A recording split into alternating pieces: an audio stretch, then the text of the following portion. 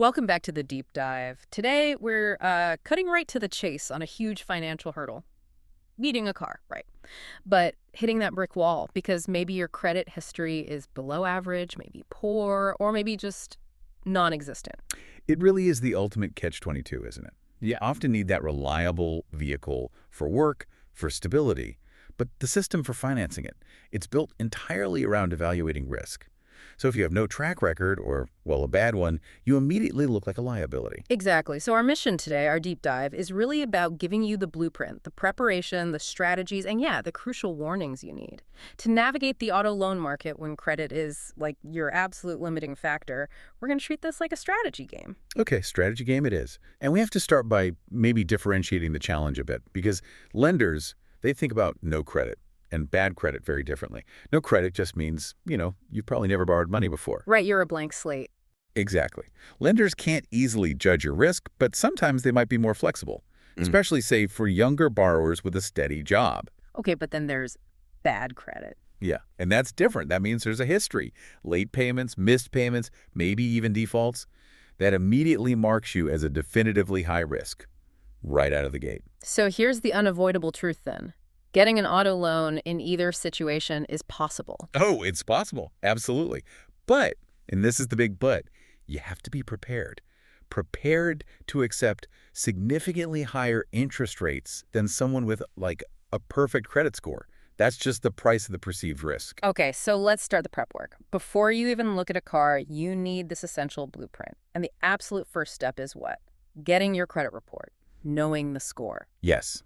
No excuses on this one. You have to know your starting point. Even if you suspect your score is low, getting that actual report is step one. And while, sure, a score of 600 or more makes life easier, it's not some hard limit. So where should you focus your research then? Look for financial institutions that specifically say they work with below average or subprime credit.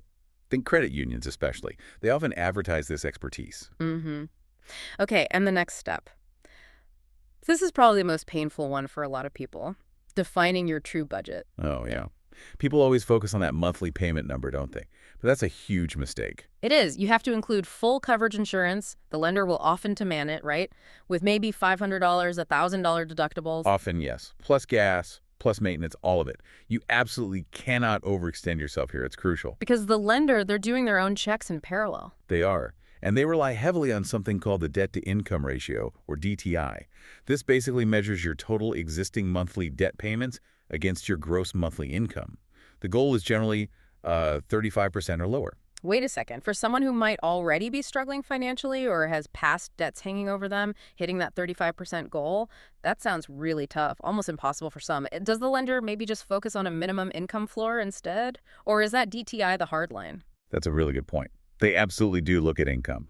While a good DTI is definitely helpful, many lenders will accept higher ratios if the income is verifiable and, importantly, stable.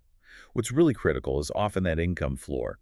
Most places want to see at least, say, $1,500 to $2,000 in monthly pre-tax income, just to even consider the application. What? That minimum level of stable income, it's everything when the credit file is thin or non-existent. Right. It sounds like if you don't have the credit history, you better have an absolutely flawless financial paper trail to compensate. Speaking of paper, the document checklist, I bet it's pretty hefty for a tough approval like this. It can be, yeah. And being prepared here is the only way to avoid those frustrating last-minute approval delays. So make a checklist. Proof of identity, that's usually easy. Government-issued ID. Okay. But proof of income, that feels non-negotiable if your credit is shaky. Standard employees, they need pay stubs, W-2s. Oh. But what about, like, the millions of contractors or freelancers listening? Their income can be variable. Great question. If you work for yourself, yeah, you need to get your latest Schedule C from your tax returns ready. Banks and lenders often take longer to verify variable income, so having that tax documentation handy, showing a consistent earnings history if possible, that's crucial. Good tip. And don't forget proof of residence, utility bill, lease agreement, mortgage statement. Especially important if the address on your ID doesn't match what the credit bureau has, right? Exactly. Mismatched addresses cause delays. And obviously, if you've already zeroed in on a specific car, have the details ready. The VIN, make, model, and the purchase price. makes the application smoother. Okay, documents locked, income verified. We know where we stand financially. Now, before we go anywhere near a lender or dealership, we need to talk about the power of pre-qualification. You mentioned this briefly. This step feels non-negotiable. Oh, absolutely. Pre-qualification is a game changer. It really is. Yeah. Because it lets you see what loan amount and terms you might be eligible for without triggering a hard credit inquiry. And those hard inquiries ding your score, right? They do. Even if it's just a few points, multiple hard inquiries can add up. So with pre-qualification, you can shop around with multiple lenders, banks, credit unions, online folks, get a feel for offers without penalty until you find the best potential rate. Smart. Okay, so when looking at those lenders, can we kind of rank them? Based on how friendly they generally are to applicants with below average credit, I'm guessing, based on what you said earlier, credit unions are probably at the top. Absolutely. They usually are, because they're nonprofit institutions. That structure often allows them to be more, well, personable. They might be more willing to look at your whole financial picture, things like your job history, your savings habits, not just that single credit score number. Right. Plus, they often have slightly better rates and sometimes even specific credit builder loans designed exactly for people in this situation. Okay, credit unions first. What about traditional banks next? Banks are next, yeah. They offer regular auto loans, of course, but they usually demand a bit more proof of responsible financial habits. Now, if you already bank there, have your checking and savings accounts with them, that existing relationship, that can definitely help. It can tip the scale sometimes. Makes sense. Then there are the online lenders. Yep, convenient for sure, great for comparison shopping from your couch. But, and this is important, proceed with caution here. Criteria vary wildly. And for borrowers with less than perfect credit, some online platforms might hit you with surprisingly high interest rates. You really need to compare their offers aggressively against what a credit union might offer. Okay, compare aggressively. And finally, there's the path of, let's say, least resistance, dealership financing. Ah, yes. Yeah. The dealership. It's convenient, no doubt. The dealer handles the shopping around with various lenders for you. But always, always remember, they usually mark up the interest rate they get from the lender. That's part of their profit margin. So if you walk in without a pre-qualification offer already in your pocket from a bank or credit union? You have zero leverage. Exactly. They hold all the cards on the financing side. Okay, leverage is key. Before we jump into specific strategies to gain that leverage, we need to pause on something you touched on. The huge difference in interest rates based on the type of loan. Secured versus unsecured. The gap seems staggering. It really highlights how critical the lender's perception of risk is. A secured loan means the car itself acts as collateral. So if you default on payments, they have the right to take the car back to recoup their losses. Okay, so they have security. Right. That reduced risk for them translates directly into significantly lower average interest rates, often around, say, 7% on average for auto loans. This secured type is often required for newer cars or higher value used cars. That 7%, that actually sounds pretty reasonable, especially compared to some of the numbers we might see later. Yeah. But an unsecured loan, the kind that isn't backed by the car or any other asset, that's where the rates really jump, isn't it? Yes, precisely. It's much higher risk for the lender. If you default, they have less recourse to get their money back easily. And you see that risk reflected immediately in higher average interest rates, sometimes spiking up to 10% or even 11% on average. Wow, quite a difference. And this unsecured route, it's often the only option if you're looking at like a cheaper, older secondhand car. Maybe one valued under $10,000, which is what a lot of first-time buyers or folks rebuilding credit are targeting. Okay, so if the collateral itself makes the difference between, say, 7% and 11%, that tells us something important. It means minimizing the lender's risk has to be our primary strategy here. Right. Let's talk about the key leverage points then, the things you can do to win approval even without that perfect credit history. Right, and the single biggest lever you have, it's the down payment. Putting money down directly reduces the amount you need to borrow. That improves the loan-to-value ratio, the LTV, which lenders watch closely. Plus, frankly, it just signals financial stability and seriousness on your part. Okay, makes sense. But what's the magic number? How much of a down payment actually makes a real difference in their eyes? Well, experts typically recommend aiming for 10% to 20% of the vehicle's purchase price, if you can manage it. Think about it. Borrowing less money simply means easier approval and less risk for the lender. And that usually translates into better loan terms for you. Okay, 10% to 20%. That's still a significant chunk of change for many people, especially if finances are already tight. If that kind of lump sum just isn't feasible, what's the next best option? Finding a creditworthy cosigner. Yes, that's the next major leverage point. Mm. If you can't put significant cash down, you essentially borrow someone else's good credit.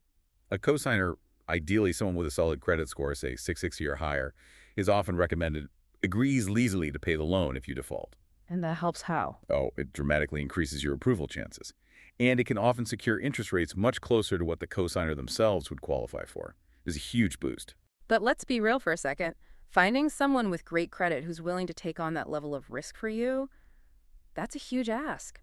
What if that's just not an option? Maybe someone doesn't have a reliable, financially secure family member or friend willing to do that. That's a very fair and common situation. Yeah. And it forces you back to proving your own stability, just in different ways. Since you lack that formal credit history or have a damaged one, you have to focus on demonstrating stability through consistent income and reliable work history. We talked about the documents for that. Right. And some sources even suggest gathering things like your utility bills or phone bills, bills you have paid on time. Bring them in to show a strong history of responsible payments, even if it's outside the formal credit reporting system. Ah, okay. So you're essentially building like a parallel character profile for the lender, showing them that even if you didn't have a credit card, you always paid your electricity bill on time for the last 2 years. That makes sense. And while you're proving stability, you should also be researching the car's market value, right, to negotiate. Absolutely. Use tools like Kelley Blue Book, KBB, or similar sites. Know what that specific car is actually worth in your market. If you can negotiate the purchase price down, even by a little, you minimize the total amount you need to borrow. And borrowing less is always, always an approval boost. Good point. Always negotiate. And finally, we have the long game strategy. If your timeline allows for it, say waiting maybe 6 to 12 months, building some credit first seems like the financially optimal choice. It absolutely is if waiting is feasible. You can start small, maybe get a secured credit card. That's where you put down a cash deposit as collateral, and they give you a credit limit usually equal to that deposit. Okay. Or another option is becoming an authorized user on a credit card belonging to someone who is financially responsible and has good credit. Their good history can sometimes help build yours. Doing either of these things for 6-12 months, making small purchases and paying them off on time every time, starts building that positive history, which will make the actual auto loan process exponentially easier and cheaper when you are ready to apply. And of course, the ultimate alternative to all this borrowing stress is just avoiding debt altogether. Right. Pay cash. If you have the savings, buying an affordable, reliable used car outright, especially maybe one under $10,000, eliminates all the interest worries and monthly payment stress. Huge relief there. But there's a trade-off, isn't there? There is. By paying cash, you sacrifice the opportunity to build your credit history with what lenders see as a major installment loan. An auto loan paid well looks really good on a credit report over time. So it's a balance. Immediate financial relief versus that long-term credit building opportunity. Exactly. It's a trade-off you need to weigh based on your own situation and goals. Okay, we have covered a lot of ground on how to prepare and strategize, but we absolutely have to finish this deep dive with a major warning. A flashing red sign, really, for anyone trying to finance a car with little or no credit. The buy here, pay here model, BHPH. This is generally not the fallback option you should be considering. This is such a critical alert. These BHPH dealerships, they market heavily on things like guaranteed approval or no credit check needed. They can do that because they act as both the car seller and the lender. You make your payments directly to the dealership, often weekly or biweekly. Sounds convenient on the surface, but the hidden dangers. They sound truly predatory based on the research. Sources highlight interest rates that are just astronomically high, typically ranging from, 18% up to maybe 29%? That's right, 18% to 29%. And just to put that in perspective, we were talking earlier about traditional subprime auto loans maybe being the 4% to 10% range, maybe a bit higher. This BHPH stuff is often double, triple, even quadruple that rate. It's incredibly expensive money. Wow. And the quality of the vehicles usually matches those interest rates, unfortunately. Usually, yes. The cars often lack verified maintenance history. They rarely come with any meaningful warranty. Proper inspection might be questionable. And they're often severely overpriced, sometimes sold for nearly twice their actual market value using as-is contracts.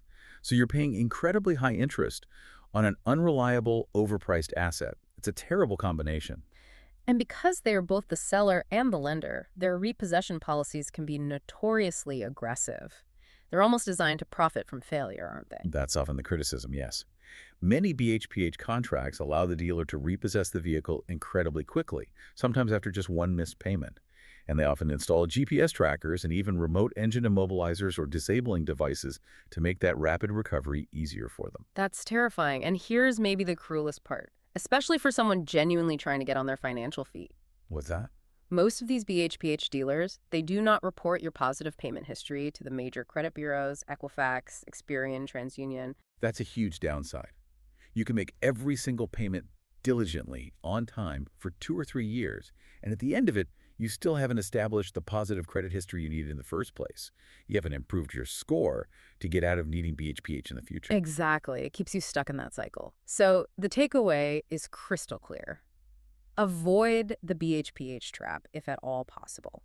The better path requires that preparation we talked about, nailing down your real budget, gathering all those documents, seeking out friendlier lenders first, like those credit unions, and then using leverage, like a significant down payment or, if possible, a trusted cosigner to minimize the risk you present to the lender. Absolutely. Knowledge is power here. By executing that kind of strategy, you're actively working to minimize the lender's risk. And minimizing their risk is the only real way you're going to minimize the interest you have to pay. Okay, so we've established that these really high-risk lenders, particularly the BHPH dealers, often seem to profit significantly by, well, cycling the same poor-quality cars through multiple repossessions. They collect high down payments each time the car goes out. So here's a final thought for you, our listener, to mull over. If, moving forward, more borrowers in this situation really prioritize avoiding those sky-high interest rates, maybe by choosing a secured loan through a credit union instead, even if it takes more effort, or by saving up to pay cash for a cheaper, reliable vehicle, what kind of broader, maybe structural changes might that force in the high-risk auto financing sector? If that cycle of repossession and high down payments becomes less profitable, where does that industry turn? That's a really fascinating question about market incentives and risk structures, isn't it? Something to definitely think about as you consider your own next steps. Thank you for joining us for this deep dive. We'll catch you next time.